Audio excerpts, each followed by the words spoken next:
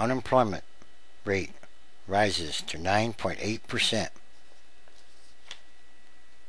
The hole has been blown, and the labor market is absolutely enormous. That hole continues to widen. On Thursday, the Labor Department said initial claims for unemployment insurance rose to a seasonally adjusted 551,000, up from 534,000 in the previous week, and more than Wall Street economists had expected. Job hunters will face long odds well into next year. As the unemployment rate inches closer to 10%, most businesses are nowhere close to hiring again. Until companies are confident the recovery is here to stay, they will probably keep laying off workers. The economy lost 62,000 more jobs in September than in August, and the unemployment rate notched up from 9.7% to a new 26-year high. Some economists say the recession is probably over. But how can it be over if the U.S. economy is still losing hundreds of thousands of jobs month after month? But the recovery isn't robust enough to embolden businesses to hire again. Fear is a large factor for many companies. What happens after the government's stimulus ends? Does the recovery morph into something durable, or is there an abyss on the other side? President Barack Obama called the jobless figures a sobering reminder that progress to reverse the recession will come in fits and starts. Employers are expected to continue cutting payrolls for at least 6 to 9 more months.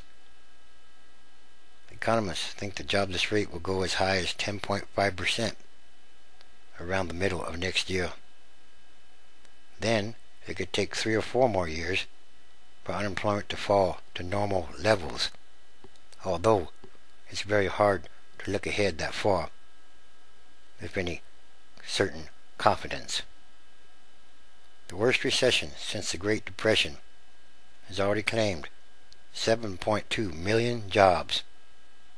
Economists figure at least 750,000 more jobs could disappear over the next 6 months. No jobs, no real economic recovery. If you're not creating jobs, you're losing jobs. So the recession in reality is not really ended, has it? It's still ongoing, because there's fundamental problems with the economy. The drumbeat of job losses is creating fear that Americans won't start spending again, and the recovery may fizzle. Some worry the economy might succumb to a double-dip recession, meaning it would stop growing and start shrinking again. That is a likely scenario. This recovery looks like roadkill, said one economist. The heavy layoffs have stopped, but there are simply no new jobs available. And the harder the jobs are to get, the harder and longer this road to recovery is going to be. After the recession of 1981 and 1982, the economy added 1.2 million jobs in the first 6 months of recovery.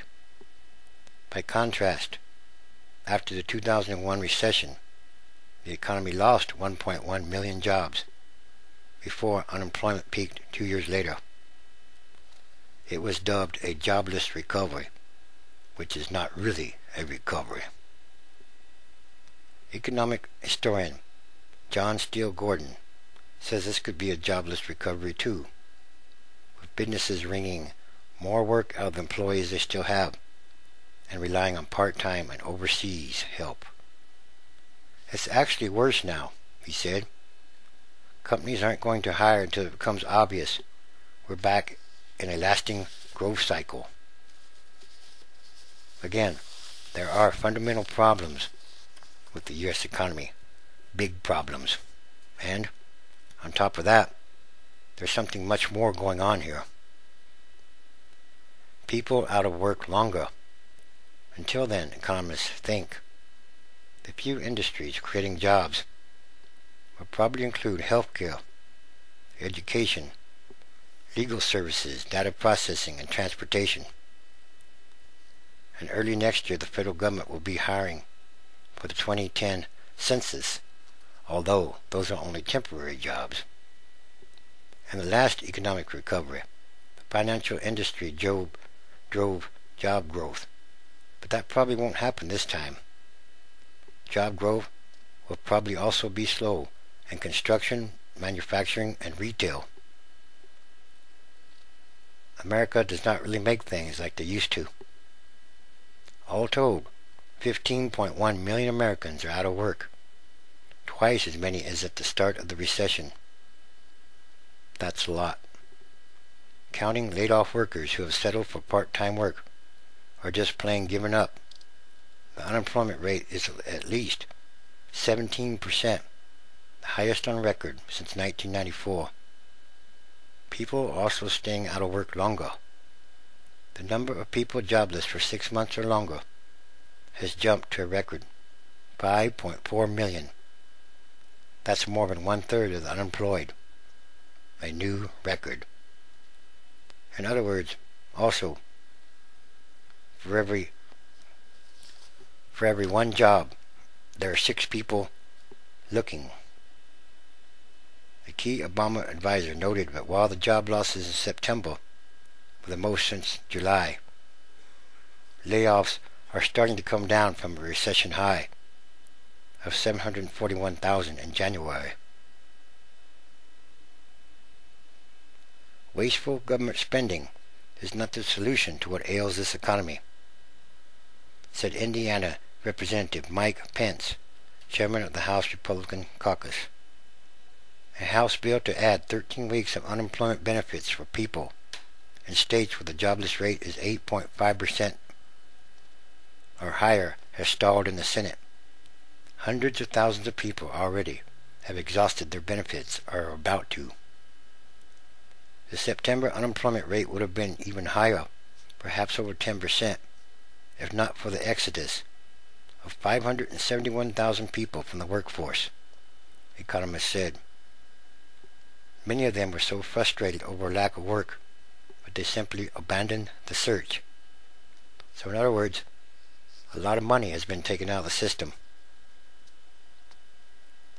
Again, no job creation, no real economic recovery is possible, and it's also cumulative. The more people that are out of work, the less they spend. That's just the way it is. That's the facts. Older workers who are laid off are also dropping out and filing for Social Security benefits at a much faster than expected pace, the government says. Applications for retirement benefits are 23% higher than last year. Disability claims are up approximately 20%. So, many economists say that the recovery will be jagged and uneven, with more pain ahead for job seekers. But then again, it's really hard to tell exactly what's to come. It could be even worse than this, because like I say, it's cumulative. It builds up. The more people without jobs, the worse the economy gets. That's the reality of it all. So the recession is probably still in effect. Yes, in reality.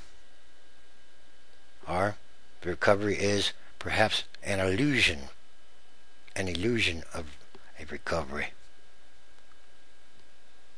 And these are more signs of the end times, transition days. Everything is connected, and something much bigger is happening here. And these are more signs.